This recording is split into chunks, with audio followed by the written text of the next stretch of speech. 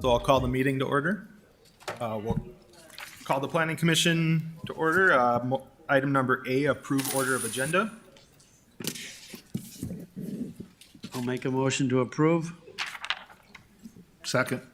Motion and a second. All in favor, say aye.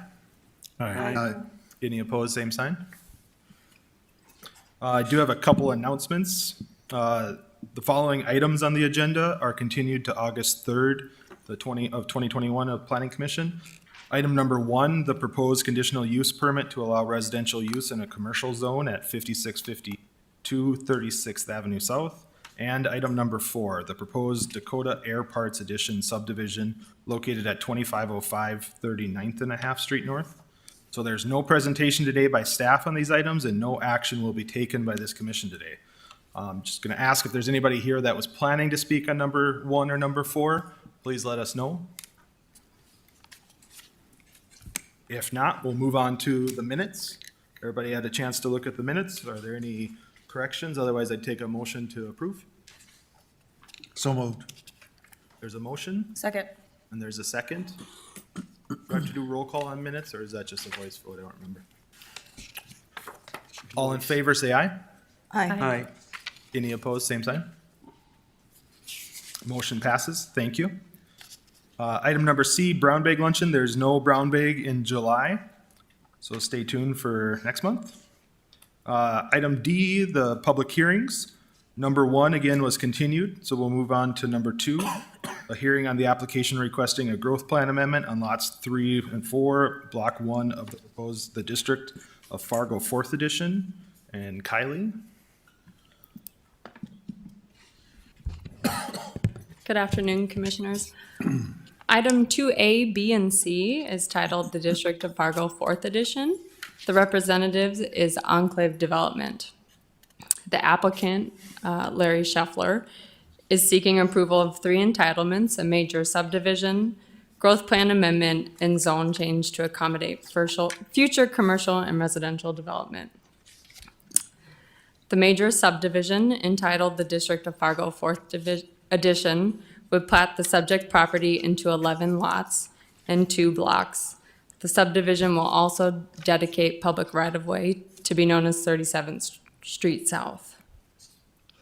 Lots 3 and 4, which is this lot right here on your screen and this one, of Block 1 as well as Lot 3, Block 2, will be rezoned to MR3 with a conditional overlay to accommodate future multi-dwelling residential structures. These lots will also accommodate amenities for the residents, such as a park and a clubhouse. The remainder of the lots will remain LC, limited commercial, with a revised conditional overlay in order to accommodate future commercial growth. The conditional overlay will regulate signs, restrict land uses, and provide design standards. As you can see on your screen, Enclave Development has provided us with a concept of what this will look like. So these lots will be LC. These will also help to buffer the MR lots from the interstate I-29.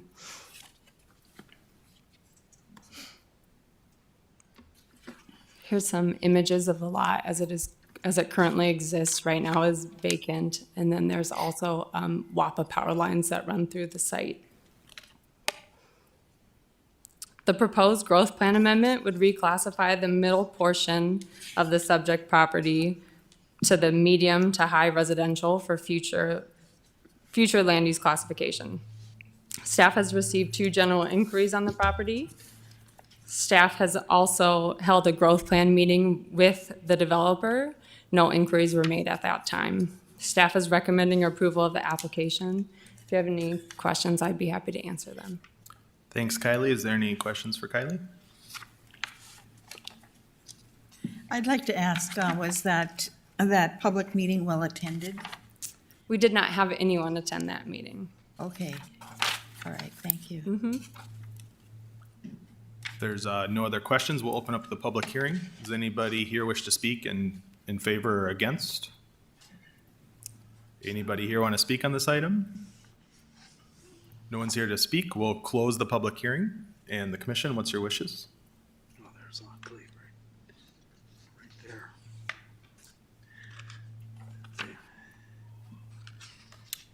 I'll move staff recommendations. Second. There's a motion and a second. Any discussion? Roll call, please. Holtz, Aye. Tassa, Aye. Morgan, Aye. Stoffren, Aye. Rosenberg, Aye. Gunkelman, Aye. Schneider, Aye. And the motion passes. Moving on to item number 3.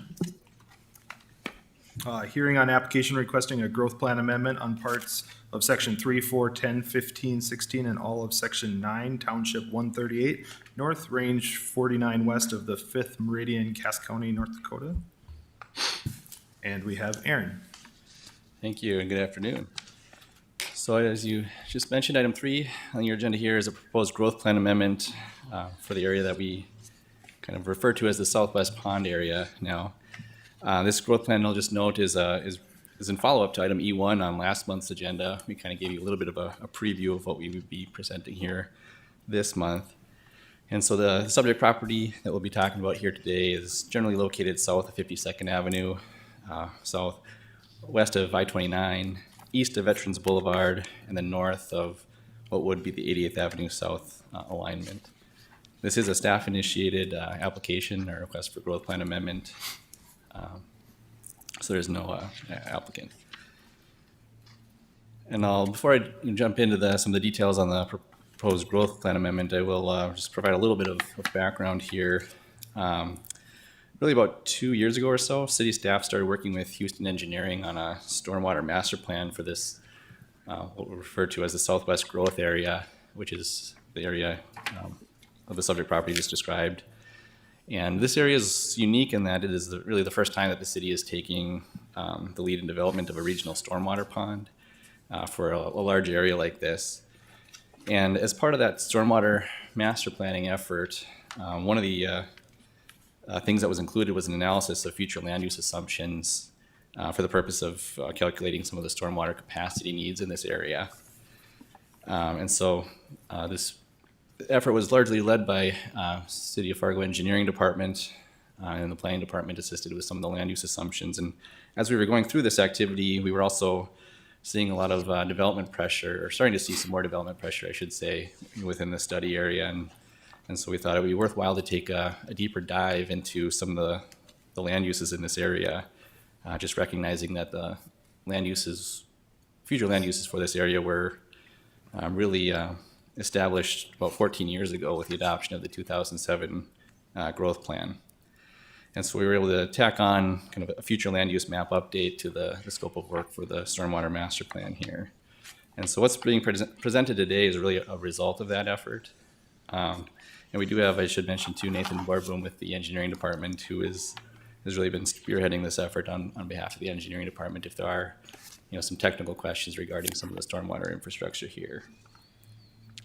But for our purposes today, I'll mainly focus on the growth plan amendment and the land use aspects. And so what's included in your packet is a proposed amendment to the 2007 growth plan. There have been a couple of amendments to some areas of the 2007 growth plan, but for the most part, it's largely unchanged over the past 14 years or so. And so I'll maybe just talk through this map here really quickly. The map key, it might be easier to see the packet or the map in your packet, but the map key on the right here, just to go through some of the color-coded land use areas. The green area is open recreation-related spaces. The yellow area is low-density residential. The orange area is medium-density residential. The brown area is high-density residential. The purple area is neighborhood mixed use. The gray area is town center, is what that one's called. That's really a high-density mixed use classification. And then the red is commercial, and there is a little bit of red hatching on the north end along 52nd Avenue, and that's really commercial and residential, kind of either or both, kind of flexible area. Some of the other elements in the legend here, there were just pointing out some opportunities for things like grade separated pedestrian and bicycle crossings of major corridors. Some of you may recall the Sanford edition, which was in front of your board a few months back, which included, for example, a pedestrian underpass under 38th Street here. So there are some other opportunities for that type of infrastructure throughout the study area. In the northwest corner of the subject property is, again, that regional stormwater detention pond. That would be a public city-constructed pond. And then maybe I'll just flip back to this map here.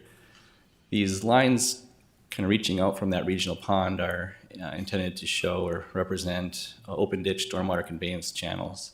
And so those correspond to the green lines that you see on the future land use map as far as that stormwater infrastructure. And so, again, the stormwater was really the catalyst for kind of taking a deeper dive into the land use elements here. And so that's what the green areas represent. The little kind of asterisk looking things are just opportunities for additional crossings of the drain channel.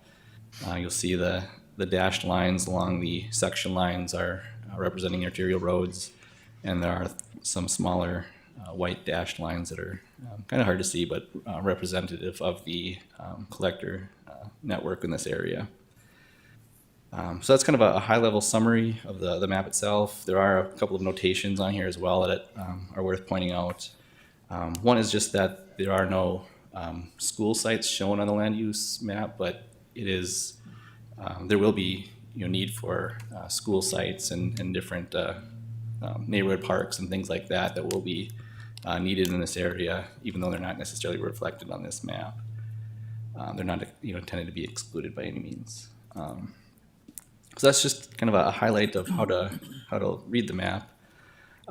In terms of what's changing from what's existing, really I think the two biggest things to highlight again is just one is that stormwater infrastructure is a big one, especially that in the northwest corner. That pond takes up a large area of space that was originally low density residential. And then the other one that I think is a big change, relatively speaking, is just the addition of the mixed use, future land use classifications. The 2007 growth plan didn't really have much in terms of mixed use classifications, but that is a more common element that you see more of these days, and so it is reflected on the proposed change, again in that purple and then the gray area.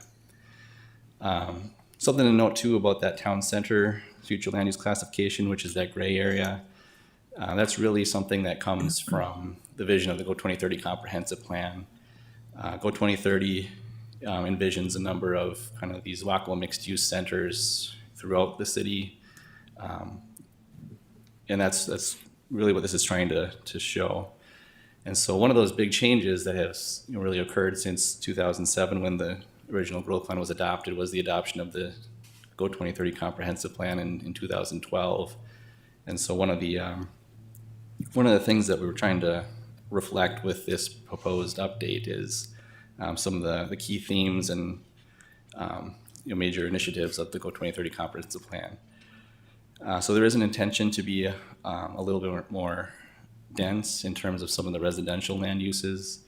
And then also that's reflected too in the mixed use classifications, especially that town center classification, which is intended to be kind of a high intensity type of mixed use development. So as we noted last month, we did have two different open houses for this proposed growth plan amendment. The first one was just for all the property owners and residents within the study area, and the second one was kind of the larger invite to surrounding properties within 300 feet of the subject property here. We did receive some comments from some of the property owners, which we were able to integrate most of those comments into the proposed map here. This is an updated version from what was, I believe, shown last month. In addition, we have received one more comment here today, just regarding this area here, if you can see my cursor, and some desire to have actually some more dense land use. So I believe they're here today, so they might want to comment on that as part of the public hearing. But overall, no major comments or concerns were really heard throughout this process. And the last thing I'll note too is that staff really views this as an interim step forward. Again, trying to respond to some of the changes in policy, especially Go 2030, that have been adopted in the last 14 years, as well as some of the changing conditions. And one of the primary conditions that are changing is, again, this stormwater, regional stormwater approach. And then we do intend to follow up with, hopefully a more comprehensive growth plan update here in the near future. So on that note, I'll kind of stop talking here and see what questions you all have. I'd be happy to answer anything you have. Great. Any questions for Aaron or for Nathan while we have him here? John? Aaron, with the regional stormwater, how is that assessed to the property owners? And this is where I'll probably defer to engineering. Well, I mean, normally that would be part of their expense, right? Yeah, so In developing, I'll let Nathan take that one.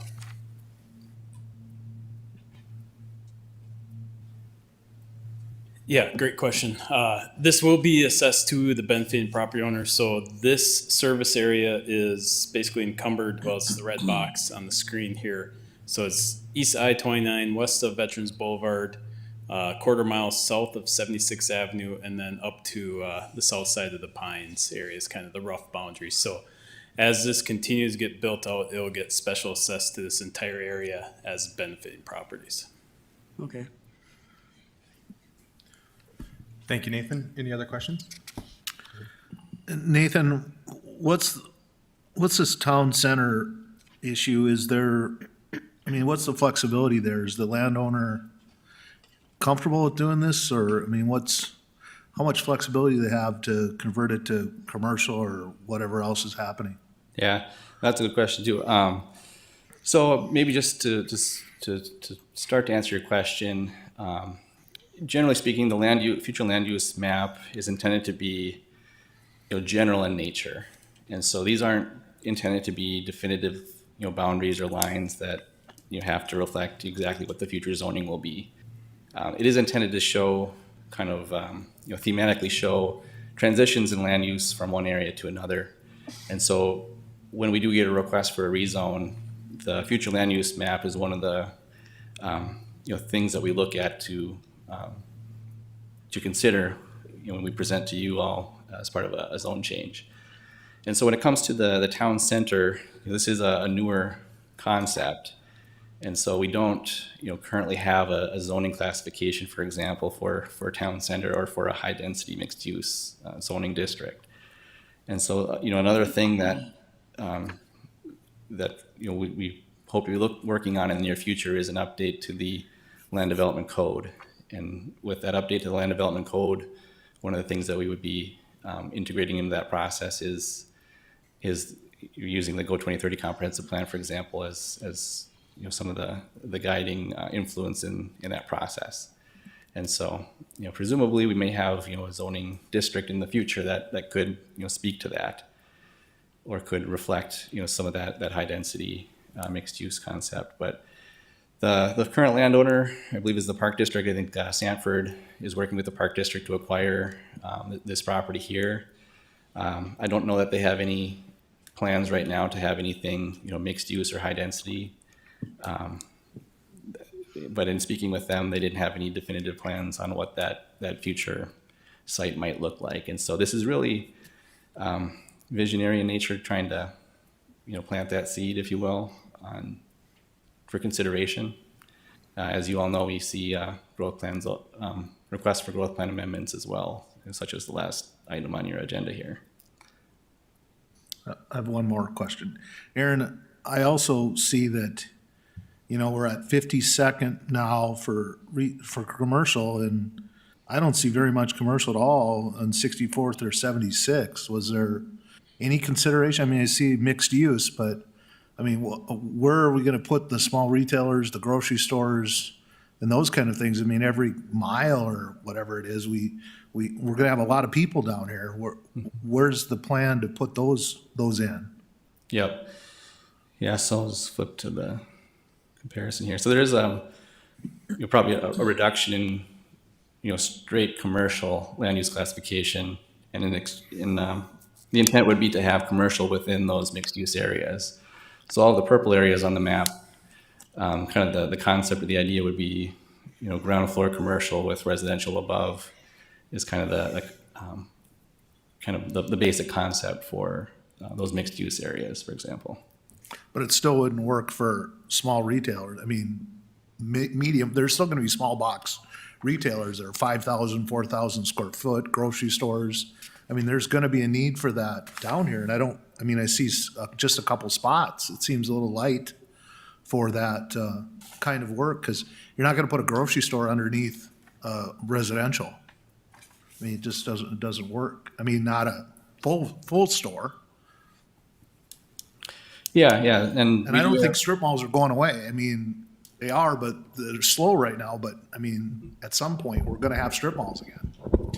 Mark, The proposal you have in front of you is a study done by Houston Engineering that analyzed the consumption of land uses that we do currently have. In addition, there's a loan that we applied for at the state that talks about type of densities we're going to be looking for in this area. I would say one of the biggest problems we have with existing development is zoning it general commercial and then having the developers come back in to rezone it to MR3 or SR4. So a kind of a combination of this is roughly what the city consumes on a per acre basis, and I think maybe we'd be probably better off to entertain some sort of growth plan amendment and zoning change from MR to like a GC versus ratcheting it back, because that really kind of messes up our arterials when we're swapping the zonings around. I would add also, in that neighborhood mixed use, you would probably see, a strip mall type of use or small retail, what I would call small pad site retail fitting in that neighborhood mixed use zoning district. I'm good now. Thank you. I have a question for Nathan. The stormwater pond, I guess, could you just give us an overview? Is this how the city plans to do this for other developments? And what are sort of the general benefits over what we used to do or what we've seen in the past? Yeah, sure. Not certain whether or not we'll keep on doing this in the future. This here, the opportunity kind of came about by a large parcel was owned by Oak Grove Schools and Park Christian, and they were looking to sell that land. And this was what we felt was a good use for that parcel, was because it is a lower piece of land in terms of impacts from flooding. So, and we also know that this area, in order to serve this future growth area, as we have historically done with storm sewer and lift stations, would have been rather costly due to the distance from I-29 to Drain 27. The only outlet for the stormwater would have been Drain 27. So it would have added a lot of large storm trunk mains as well as numerous lift stations. So this, by carrying forward this concept, we are going to reduce the costs of the infrastructure to serve this area. You flip to the other side of the interstate, we have Drain 53, the Red River, as well as Wild Rice River further south that we'll be able to outlet our storm sewer into. So it's something we'll definitely look into as we keep on growing in other areas, but can't say for certain whether or not this concept will carry forward in other areas quite yet. I think that's helpful, I guess, with this large of an area, is there, neighborhood amenities that go along with it? Yeah, we are working very closely with the Park District on this large regional pond of what type of activities they're going to program into it. I mean, that green area and blue area total is about 160 acres, so it is a large tract of land that will provide a lot of benefits to the residents down in here as a recreational use, in addition to being a critical piece of our infrastructure. And then, of course, all the open drains or open channels that Aaron mentioned earlier we're also planning on having shared youth paths along all those connecting to the new Sanford Sport Complex or with connecting to all the future neighborhoods. Thanks. Any other questions? I just have a comment. Yeah, I think that one of the reasons for the thoughts about this large water development is that all over the city, we have these areas that can collect rainwater. And I think there's retention, and what's the other one? Detention. Detention. So when there's no water in them, or even when there is, they're basically unused areas. An example of that is out by the jail. I'm sure they're all over the place, but there are these big cavernous spaces that are cut, but they're not of any use. Part of the thinking behind this was to make use of the water here and turn it into even a regional recreational area. We spoke about this at the last meeting, that their park district is planning on incorporating fishing and swimming beaches and boats and all kinds of amenities that would be interesting to the entire community. So, and then we've also spoken about those waterways, and that there would be trails established alongside them. I've even suggested that they should probably, whomever, the park district should clear them in the winter and use them for ice skating, so kids could get from one place to another on these canals. But the whole area is meant to be really well integrated, and I could say that whoever was the designer did a wonderful job with all the colors. If the area is as colorful as this, I can't see that anybody could resist it. Thank you. Any other questions for staff? If not, we'll open the public hearing. Is there anybody here that wishes to speak on this item? Please come to the podium and give us your name.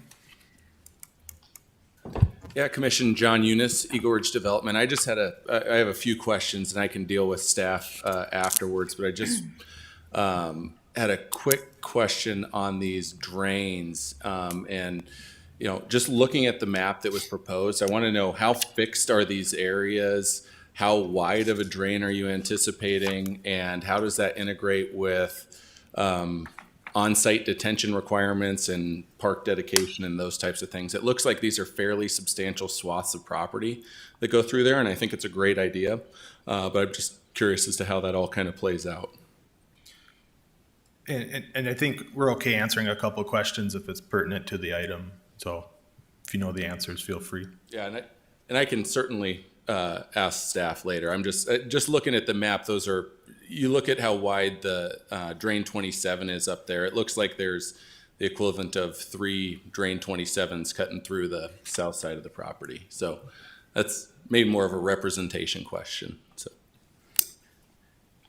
Well, I think I can answer maybe one of the questions fairly easily of how fixed are these channels, locations. They are allowed to move, around here and there a little bit, as well as have some undulation with them as well. They don't necessarily have to be a straight channel.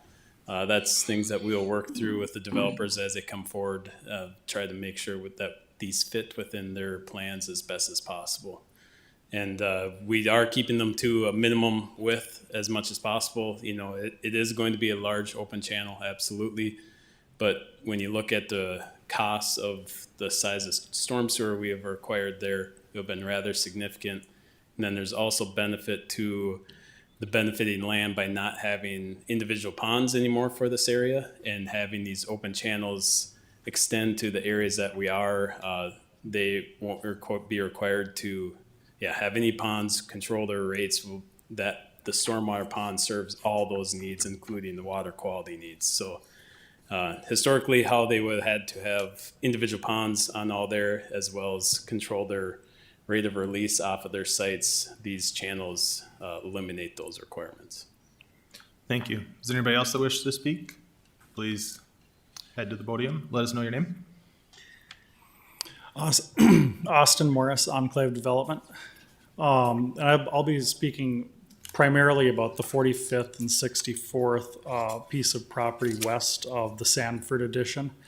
I've visited with Aaron. I've been working with Mark Williams, Brenda Derrig, and Nicole Crutchfield on how this works from all aspects, from a regional retention perspective, the park area, circulation, and now land use. And the item I touched with Aaron on today was in order to have the mixed use denoted parcels in sort of a non-prescriptive format, the way it's shown, when you read that description, it seems flexible. And I want to make sure that as we work with staff, that in the end, if we don't get enough intensity from quantity of households living nearby, we're going to have commercial parcels that take a very long time to execute. And then additionally, we'll have commercial parcels that will become very difficult to actually create mixed use types of development. Because mixed use, when you have commercial on the main and multifamily above, or condos or what have you, we don't see a ton of that around Fargo, or West Fargo for that matter, except in places like in West Fargo, there's projects that have received tax increment financing or city incentives to pay for some of the community uses. In Fargo, my only example on the Fargo side in a suburban area is our Uptown and Main development, where it has 24,000 square feet of commercial on the main and then 67 apartment units above. And then south of that, live at Uptown and Main, which is under construction right now. That'll have 110 units with commercial corners on each of those developments. So when I was visiting with Aaron, my primary, I shouldn't say concern, because the staff, including Aaron and others, have shared that the intent of the growth plan amendment is to set the stage for those further discussions. But in visiting with Aaron, my goal would be to buffer the single family residential from the district development to the north, and then graduate the intensity higher so that we're up to high density along the whatever you want to call it. I call it the greenway that connects the retention to that large pond. But on both sides of that, that's a way to motivate some intensity along swaths of property that are quite large and will be well amenitized, in order to get the household counts high enough so that we have really successful commercial development on 45th and 64th. And as things progress, if we can get some intensity along those and have the walkability and the connectivity of the park systems, we may see the high density residential as shown on 64th turn into more of a mixed use or commercial style development. But we need to raise the intensity specifically in that corridor, because I have roughly 130 acres of unoccupied land that would be primarily activated through events at the All Sports Complex. But I don't have a ton of households there.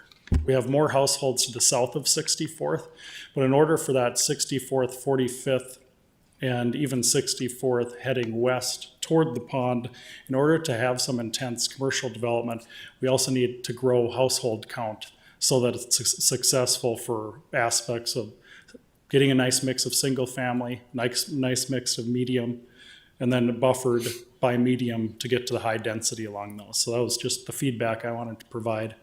Be happy to answer any questions. Thanks for your comments, Austin. Does anybody else here wish to speak on this item? Anybody else here want to speak? Hearing none, we'll close the public hearing. Commission, what are your wishes? I move to approve the motion in the staff report. Motion by Commissioner Stoffren. Is there a second? Second. Second by Tassa. Any discussion? If not, we'll do a roll call. Stoffren, Aye. Rosenberg, Aye. Holtz, Aye. Gunkelman, Aye. Tassa, Aye. Morgan, Aye. Schneider. Aye, and the motion passes. Reminder, item number 4 is continued. We'll move on to item number 5. Hearing on the application requesting a plat of the Thor Edition, a replat of Lot 4, Block 1, Commerce on 12th Edition. And we have Donald. Good afternoon, Commissioners. Donald Kress, the Department of Planning and Development. Thank you, Commissioner Snyder. This is the Thor Edition, a minor subdivision located way up here on the industrial park here, 12th Avenue and 55th Street North. This is City West Fargo over here. Property is zoned limited industrial. This is a very simple plat. This is the location here. Again, one of the large commercial or large industrial lots there along 55th. A very simple plat here. The lot lines of the existing lot lines are actually not changing. What is being modified here is along 55th Street and 12th Avenue. There's what we call a negative access easement. What it does was put in place when the plat was originally platted to limit access from those streets. As development of this area has gone forward, the owner, Thad Thorsness, has proposed some development on this lot, which would be more effective if they could have a break in this negative access easement here of 40 feet, which is all this plat is doing. Since the negative access easement was created by a plat, the only way to modify it is to have another plat. So again, what all they're asking for in this plat is that break in the negative access easement there. Staff has reviewed this, including our traffic engineer, and feels that the requested break in the negative access easement is reasonable. There's no zone change proposed. Staff's recommendation is stated in your staff report and shown on the screen. I believe Mr. Thorsness is with us here today. If you have any questions for him or if he wishes to address the commission. Thank you, Donald. I have one question for you, or one request. Yes, sir. I know we talked about this as well, but in the staff report on the zoning page, you know, if it's possible, if we could reach out to the city of West Fargo and talk to them about sharing some data, because I know, while we may not have power over zoning in West Fargo, it would be nice to know that we're thinking about our neighbors, and, you know, if we're putting an industrial right next to single-family houses or vice versa, it would just be good to know. And so I realize that's something you always have to keep up to date, and it's another process, but it'd be helpful as we're running into each other now. Well, we can talk to our colleagues across the line there and see what we can do for you. Yes, sir, Commissioner. Great, thank you. Take a look at that. Any other questions? No questions for Donald. We'll invite the applicant to speak.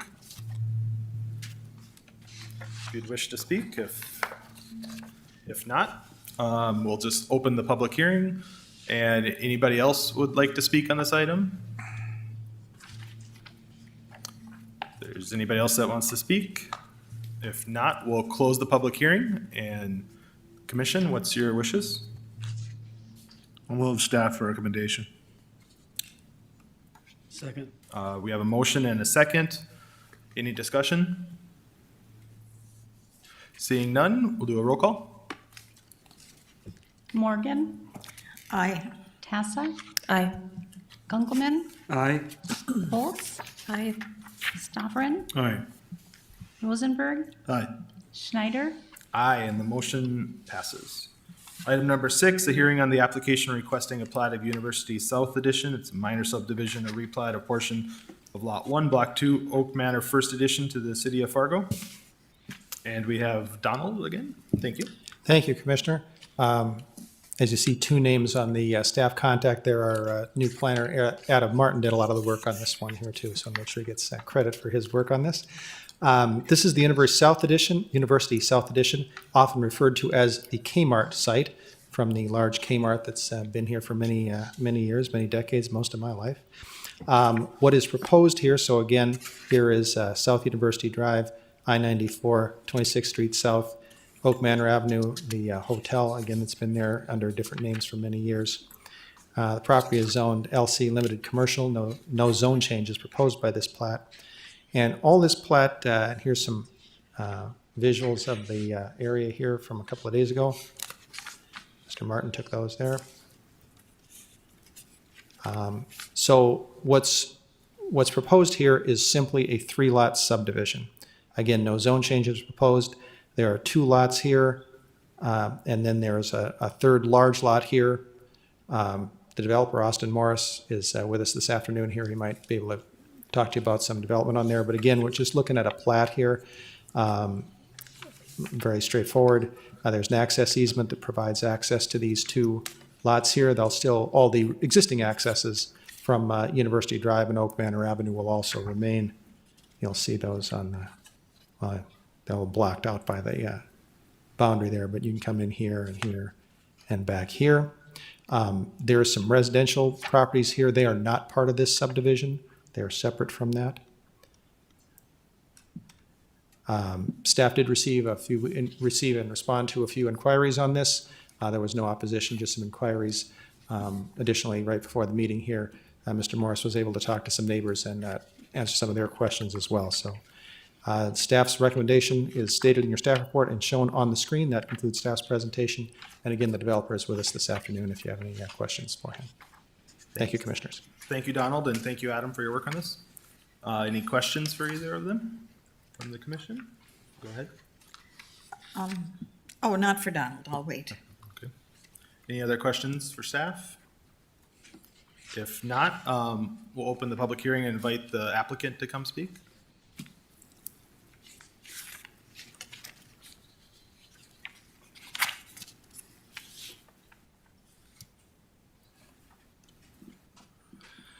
Austin Morris, Enclave Development. Essentially, it's two commercial lots and a limited commercial zoning on the south piece. And those are the two lots that we're platting at this point in time. We have a master plan for the entire development that includes retail with pads as out parcels on the eastern portion of the property. And then a potential plan for medium density housing behind those to the west. But that's still in planning stages. So at this point in time, we have two lots that we're desiring to plat and move forward with those two pieces of the puzzle. Thank you, Austin. Is there questions for the applicant? Go ahead. Yes, the way that it looks here is pretty much the way it used to look a few years ago before the buildings were demolished. They were commercial buildings. Will they be about the same size? Are they larger? What about the parking for those? Is it to the north?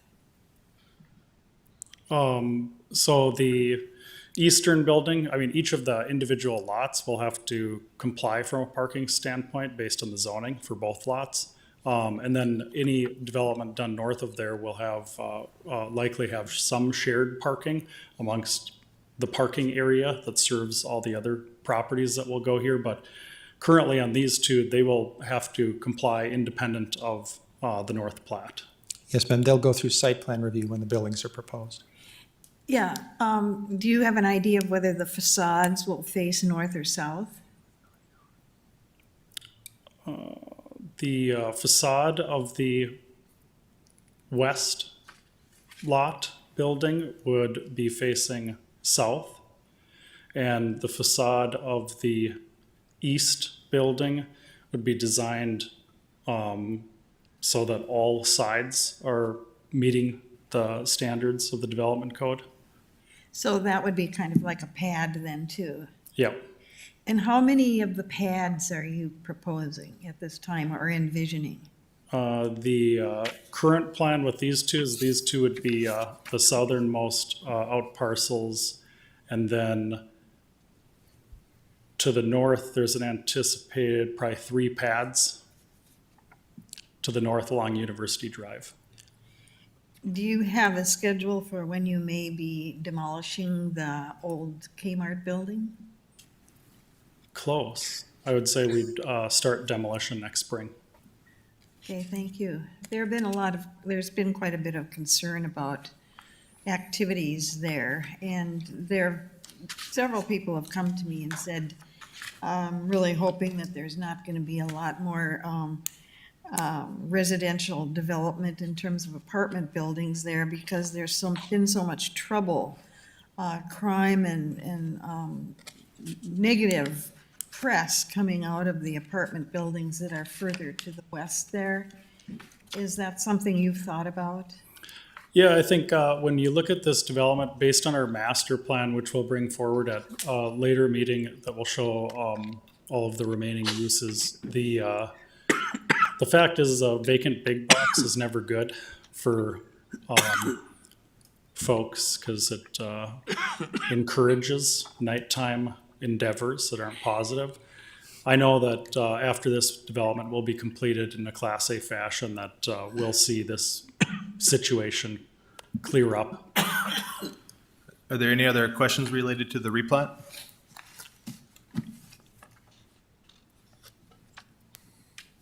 If not, thanks, Austin. Is there Thank you. anybody else here that would like to speak on this item? Seeing nobody else, we'll close the public hearing and open it back up to the commission. Any discussion, or does the commission have wishes?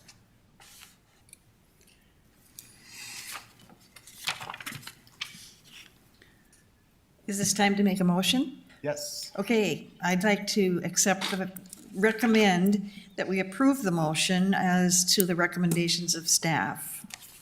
Do Commissioner Martin? Second. There's a second. Any discussion on the motion? Hearing none, we'll take the roll. Rosenberg, Aye. Gunkelman, Aye. Foltz, Aye. Morgan, Aye. Stoffren, Aye. Tassa, Aye. Schneider. Aye, and the motion passes. We have completed our agenda. I take a motion to adjourn.